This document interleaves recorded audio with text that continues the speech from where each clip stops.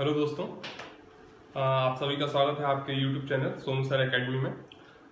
जैसे कि हमने पिछले वीडियो में देखा था कुछ ऐसी शख्सियत के बारे में जो कॉन्स्टिट्यूशन असेंबली में बहुत महत्वपूर्ण दर्जा रखते थे, जिनमें हमने पहले देखा BN राव को। जैसे कि मैंने बताया, BN राव एक ICS ऑफिसर थे। वो संविधान सभा के सदस्य नहीं थे, वो संविधान सभा के संवैधानिक सलाहकार थे, कॉन्स्टिट्यूशनल एडवाइजर थे। उनने संविधान का प्रारूप तैयार किया था, ब्लूप्रिंट तैयार किया था। फिर उसके बाद राजेंद्र प्रसाद ने एक समिति बनाई, जिसका प्रारूप समिति, उसका जो हेड बनाया उसको BR अम्बेडकर को बनाया। BR अम्बेडकर का से 7 सदस्य थी। इस कमेटी का काम था जो BN राव द्वारा प्रारूप तैयार किया गया है, उस प्रारूप में कुछ कमियां या फिर उसमें क्या रखना चाहिए क्या नहीं, ये काम था उनका। ये देखना कि BN राव के द्वारा जो प्रारूप बनाया गया, जो ब्लूप्रिंट बनाया गया, वो बिल्कुल सही है भारतीय संविधान के नजर से कि नहीं।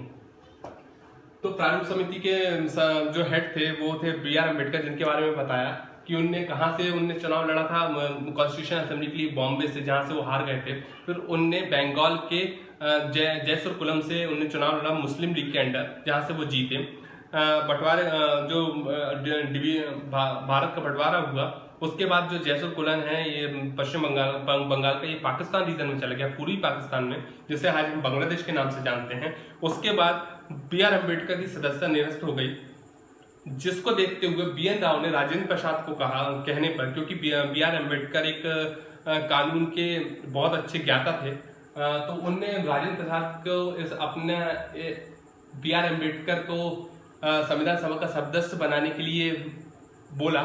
राजेंद्र प्रसाद ने ये चर्चा जो उस समय बॉम्बे प्रेसिडेंसी के PM थे BG खैर, उनसे करी, और BG खैर के कहने पे MR जयकर, जो बॉम्बे प्रेसिडेंसी से कॉन्स्टिट्यूशन असेंबली के मेंबर थे, उनने इस्तीफा दिया और उनकी सीट पे BR अम्बेडकर कॉन्स्टिट्यूशन असेंबली पहुंचे। ये था BR अम्बेडकर के बारे में। BR अम्बेडकर का कुछ और एक दो चीजें हैं जो पूछी जा सकती है एग्जाम में, जैसे कि BR अम्बेडकर की 2 बुक्स हैं बहुत अच्छी,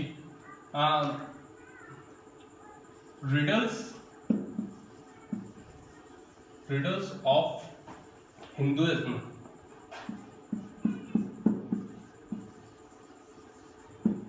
हिंदू धर्म की पहेलियां, ये BR अम्बेडकर की लिखी हुई पुस्तक है। और एक और पुस्तक है जो उनकी बहुत फेमस है, वो है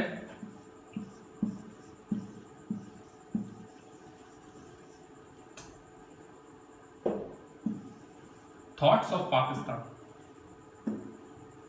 ये क्यों जरूरी है?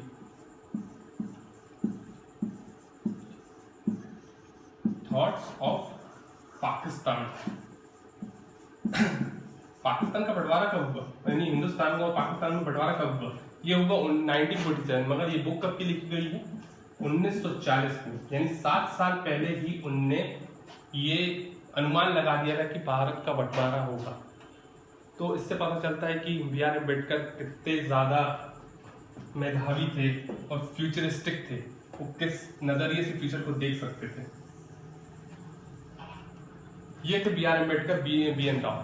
अब हम उन समितियों के बारे में चर्चा करेंगे, कुछ जैसे हमने पिछले वीडियो में कहा था कि हम कुछ समितियों के बारे में चर्चा करेंगे जो संविधान सभा में गठित की गई थी। तो समितियां हैं, पहली समिति है जिसमें प्रारूप प्रस्तावना समिति, प्रियम्बल कमेटी।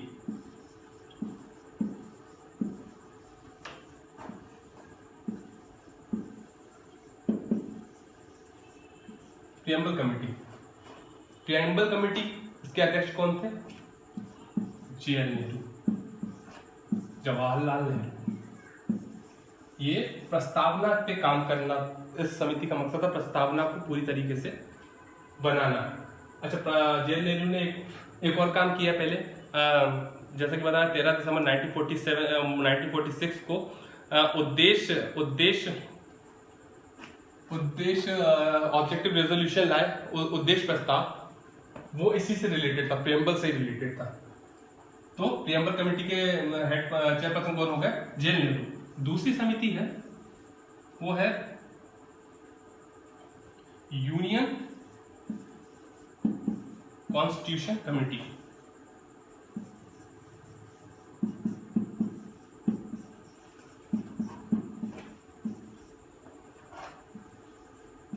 इनको कम्युनिटी से क्वेश्चन यही आते हैं कि इनके जो चेयरपर्सन कौन थे, तो यही अपन देख रहे हैं। इसके भी चेयरपर्सन कौन थे? जवाहरलाल नेहरू, जवाहरलाल नेहरू, ठीक है।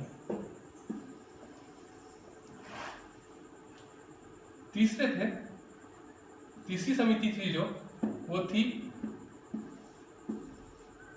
ड्राफ्टिंग कमेटी, प्रारूप समिति।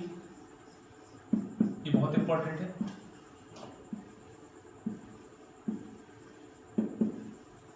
कितने सदस्य थी? 7 मेंबर्स। हेड कौन थे? सब जानते हैं, अभी भी बताया, B.R. अम्बेडकर।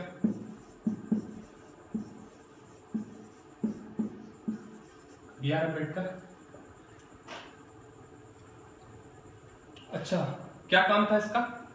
B.N. राव द्वारा तैयार किए प्रारूप की जांच करना। बस, प्रारूप किसने बनाया? B.N. राव ने। ड्राफ्टिंग कमेटी, प्रारूप समिति अलग है, प्रारूप अलग। काम प्रारूप समिति का यही था कि प्रारूप जो B.N. राव ने बनाया उसकी जांच पड़ताल करना। बाकी प्रारूप बनाया किसने था? B.N. राव ने, जिसके बारे में हम पहले देख चुके हैं। इसके बाद चौथी है फंडामेंटल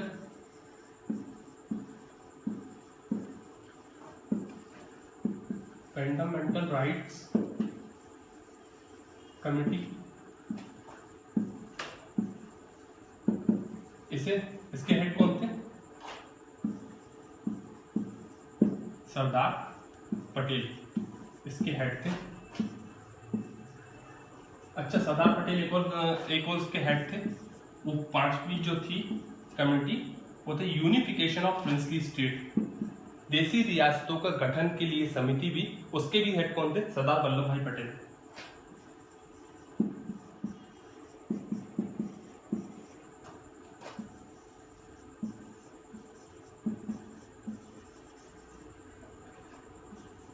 मेरी राइटिंग खराब बहुत है बोर्ड पे, तो इसके लिए मैं माफी चाहूंगा आपसे। यूनिफिकेशन ऑफ प्रिंसली स्टेट, इसके भी हेड कौन थे? सरदार Vallabh Bhai Patel. Fundamental right committee के भी हेड कौन थे? सरदार Vallabh Bhai Patel.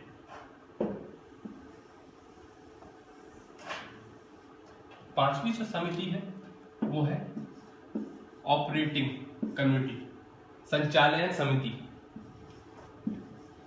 Operating committee, operating committee, और एक और finance and staff committee. Finance and staff committee, वित्त और स्टाफ कमेटी और ऑपरेटिंग कमेटी, संचालन कमेटी। इसके हेड कौन थे? ये थे डॉक्टर राजेंद्र प्रसाद।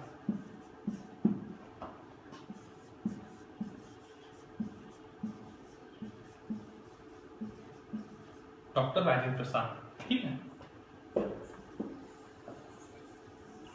अब एक और समिति है, वो है झंडा समिति, झंडा कमेटी। इसके थे जेपी कृपलानी,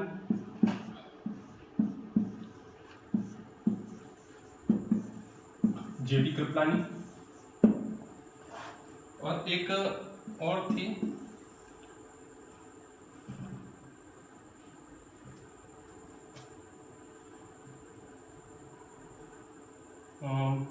झंडा कमेटी की जेपी कृपलानी, और एक और थी अपना डायरेक्टिव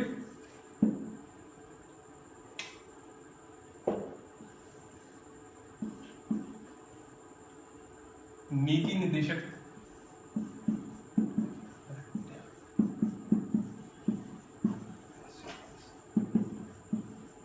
प्रिंसिपल्स कमेटी।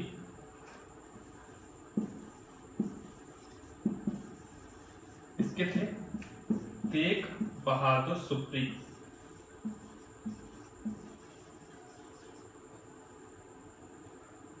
ऊपर लिख दे रहा हूं, ये लिख देता हूं। तेग बहादुर सुप्री, ये 7 कमेटी थी जो इंपॉर्टेंट है। इसके अलावा भी कई कमेटी थी, ये झंडा committee JP Kripalani, director principal committee Tej Bahadur Sapru, ये थी। ये हमने 7 कमेटी जो देखी, ये इंपॉर्टेंट थी, इसमें कई बात पूछा जाता। इसके अलावा भी कई लघु समितियां भी थी, मगर इंपॉर्टेंट यही है। तो कौन कौन सी देखी हमने? Preamble committee Jawaharlal Nehru, union constitution committee Jawaharlal Nehru, fundamental right committee Sardar Vallabh Bhai Patel, unification of princely state Sardar Vallabh Bhai Patel, अपना झंडा committee JP Kripalani, operating committee, ये बहुत जरूरी, operating committee and finance and staffing committee, इसके थे राजेंद्र प्रसाद, ड्राफ्टिंग कमेटी 7 सदस्यीय थी जो जिसके हेड थे बी.आर. अम्बेडकर, और आखिरी देखिए डायरेक्टर प्रिंसिपल कमेटी, इसके थे तेग बहादुर सुप्री। ये था, ये कमेटी बनाई गई। इसके बाद कॉन्स्टिट्यूशन बना। कॉन्स्टिट्यूशन कब बना, कब पूरी तरीके से बन के तैयार हुआ? ये था 26 नवंबर 19।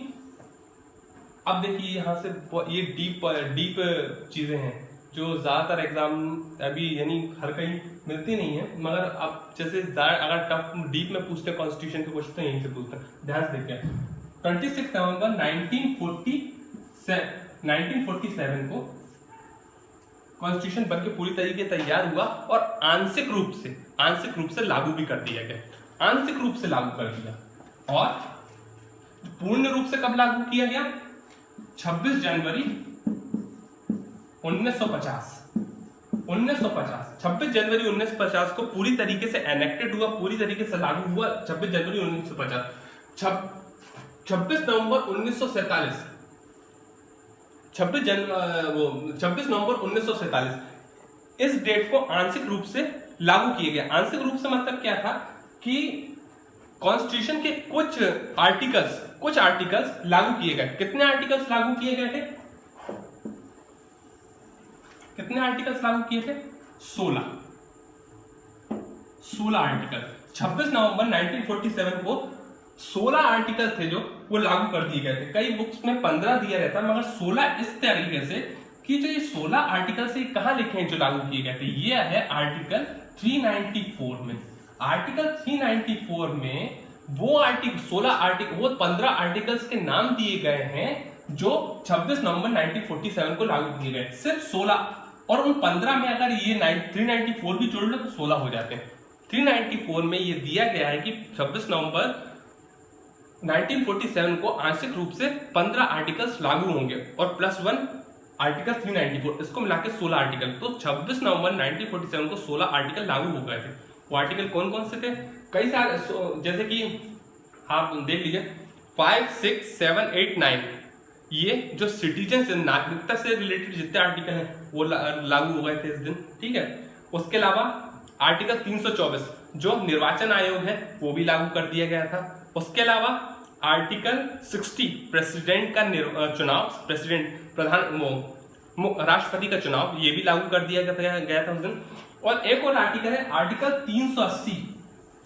आर्टिकल 380 में है इंटरिम प्रेसिडेंट की संख्या दी है। इंटरिम प्रेसिडेंट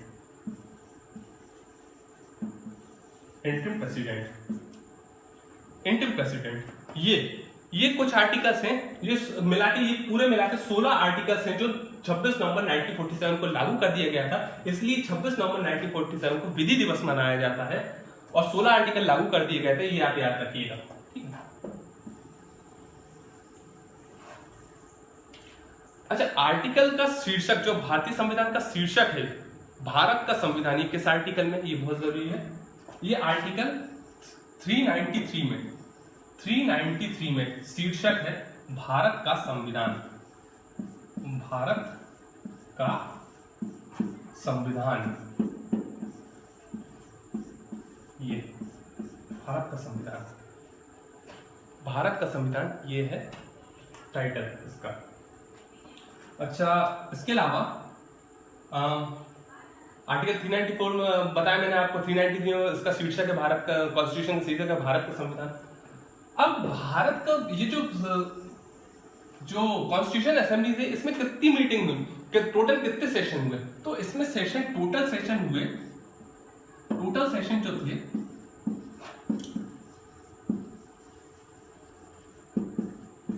वो थे 12, कई जगह 11 देखने को मिलेगा। तो 12 जो थे वो 11 प्लस 1, 11 तो पूरा टोटल सेशन थे ही थे। जो ये एक है, जो ये आखिरी सेशन हुआ था 24 जनवरी 1947 को, नहीं हाँ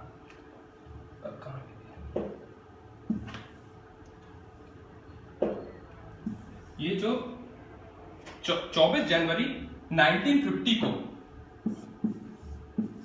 ये आखिरी सेशन को भी अगर मिला दो तो 12 सेशन टोटल हुए थे। ठीक है, अब इस आखिरी सेशन के बारे में बात करेंगे अपन। आखिरी सेशन में क्या था? जो आखिरी सेशन था 24 जनवरी 1950, इसमें दो महत्वपूर्ण काम हुए। कौन कौन से? पहला, जो कॉन्स्टिट्यूशन था उसमें 284 मेंबर्स ने सिग्नेचर किए। अब देखिए, असेंबली में तो 389 थे, 284 कहां से बचे? तो जो बंटवारा हुआ था हिंद भारत पाकिस्तान का, उसमें जो थे, उसके बाद जो कॉन्स्टिट्यूशन असेंबली में जो बंटवारे के बाद अपना कॉन्स्टिट्यूशन असेंबली में बंटवारे के बाद जो सदस्यों की संख्या थी वो थी 299। बंटवारे के बाद कॉन्स्टिट्यूशन असेंबली में जो सदस्यों की संख्या रह गई थी वो थी 299। अब फिर आप कहोगे 299 तो 284। तो कॉन्स्टिट्यूशन असेंबली में कुछ मेंबर ऐसे थे जो इस संविधान से उनको सहमत नहीं थे, इस संविधान से सहमत नहीं थे, तो उन लोगों ने सिग्नेचर नहीं किया था। टोटल कितने लोगों ने किया था? 284। बाकी लोगों ने सिग्नेचर नहीं किया था, जो बच्चे कुछ लोग थे। ठीक है, अब 284 में सिग्नेचर किए। जो पहला व्यक्ति था जिसने सिग्नेचर किया संविधान में वो था जवाहरलाल नेहरू थे। और दूसरे जो व्यक्ति थे वो थे, नहीं दूसरे लास्ट जो थे वो थे राजेंद्र प्रसाद।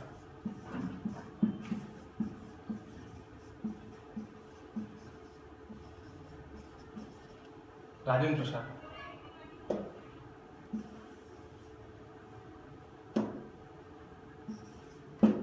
प्रसाद ये दूसरे थे, ये लास्ट थे। पहले कौन थे? जवाहरलाल नेहरू। और लास्ट कौन थे? राजेंद्र प्रसाद। अच्छा, मैंने क्या बोला था?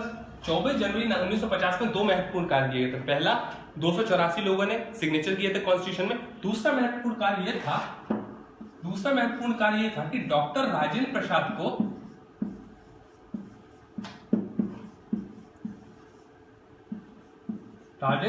को भारत का राष्ट्रपति निर्वाचित किया गया। अब आप बोलोगे कि कॉन्स्टिट्यूशन असेंबली है, डॉक्टर राजेंद्र प्रसाद को कैसे निर्वाचित कर दिया? किसने अधिकार दिया था उनको कि कॉन्स्टिट्यूशन भारत का राष्ट्रपति नियुक्त किया जाए? और अगर नियुक्त भी किया तो वो मनोनीत होना चाहिए था। निर्वाचित शब्द से क्या मतलब है? इसका ये मतलब है, अब ध्यान से सुनिएगा। दूसरा महत्वपूर्ण काम क्या था? डॉक्टर राजेंद्र प्रसाद को राष्ट्रपति निर्वाचित किया गया। क्या था मतलब इसका? जो संविधान सभा थी, कॉन्स्टिट्यूशनल असेंबली थी, वो दो तरीके से काम करती थी।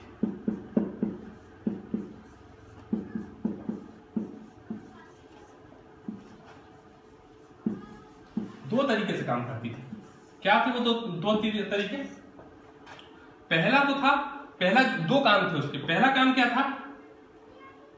संविधान का निर्माण करना।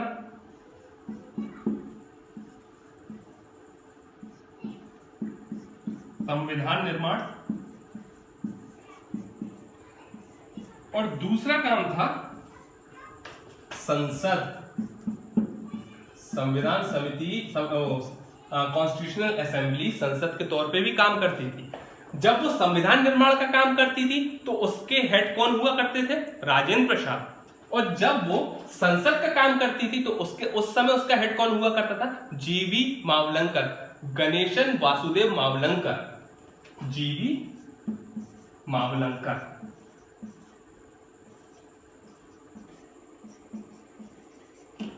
तो कॉन्स्टिट्यूशन असेंबली दो तरीके से काम करती थी। पहला संविधान निर्माण का, जिस समय उसके हेड कौन हुआ करते थे, डॉक्टर राजेंद्र प्रसाद, और दूसरा वो संसद का काम करती थी, जब उसके हेड हुआ करते थे जीवी मावलंकर। तो कॉन्स्टिट्यूशन असेंबली अगर संसद का काम कर रही है तो वो राजेंद्र प्रसाद को राष्ट्रपति तौर पे निर्वाचित कर सकती है। अब निर्वाचित कहां से हुए? निर्वाचित इसलिए हुए कि संविधान सभा का डायरेक्ट ऑर्डर था कि जिसको भारत के राष्ट्रपति पद के लिए उम्मीदवारी चाहते हैं वो फॉर्म भरे, और एक ही फॉर्म भरा गया था, वो थे डॉक्टर राजेंद्र प्रसाद का, इसलिए वो निर्वाचित थे, निर्वाचित राष्ट्रपति। तो ये दूसरा काम था। तो संसद के दो काम, एक संविधान निर्माण का, दूसरा संसद का। संविधान निर्माण के समय हेड रहते थे डॉक्टर राजेंद्र प्रसाद, और संसद के तौर पे जब काम करते थे तो उस समय उनके हेड रहते थे जीवी मावलंकर। तो ये थे। फिर इसके बाद जो प्रेसिडेंट की एक इंटरिम प्रेसिडेंट, अच्छा, संविधान बन के तैयार कब हुआ? 1947 में।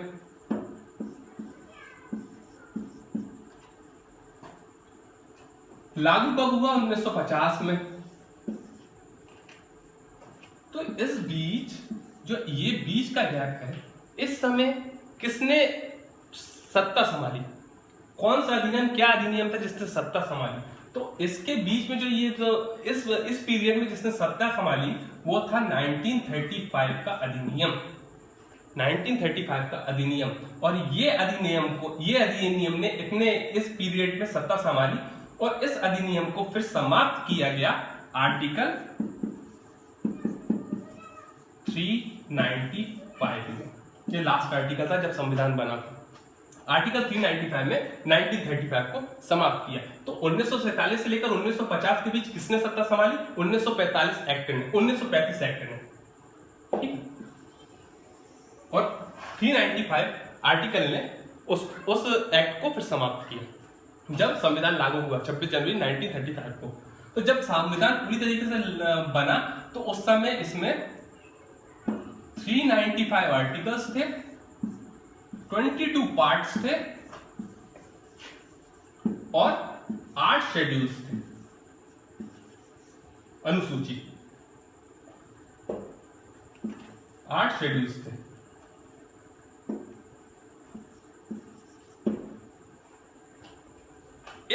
इस तौर पे जो भारतीय संविधान था वो ये दुनिया का सबसे बड़ा लिखित संविधान, सबसे बड़ा लिखित संविधान भारत का संविधान बना। दुनिया का सबसे बड़ा लिखित संविधान भारत का संविधान बना। 395 आर्टिकल, 22 पार्ट्स और 8 शेड्यूल के साथ दुनिया का सबसे बड़ा लिखित संविधान बना। यही चर्चा जब हमने पहला लेक्चर लिया था कि हमने कैरेक्टरिस्टिक पे खत्म किया था, वो पहला लेक्चर जब हमने कहा था भारत के संविधान की सबसे पहली कैरेक्टरिस्टिक क्या है? Written, constructed and extensive. लिखा गया, बनाया गया और एक्सटेंसिव, बहुत बड़ा। तो ये आज आपका खत्म हो गया वो कैरेक्टरिस्टिक। संविधान सभा के लास्ट में हमें ये पढ़ना है कि जो भारत का संविधान है ये दुनिया का सबसे बड़ा लिखित संविधान है। इसी के तौर पे हम ये लेक्चर आज का समाप्त करते हैं। अगला जो लेक्चर लगेगा हम उसमें हम कुछ फॉर्म पढ़ेंगे गवर्नमेंट्स के, पार्लियामेंट्री वर्सेस प्रेसिडेंशियल गवर्नमेंट, इन सब के बारे में हम चर्चा करेंगे। फेडरल सिस्टम के बारे में चर्चा करेंगे और भारत में किस किस देश से क्या क्या लिया गया अपने संविधान में, उसके ऊपर चर्चा करेंगे। Thank you very much.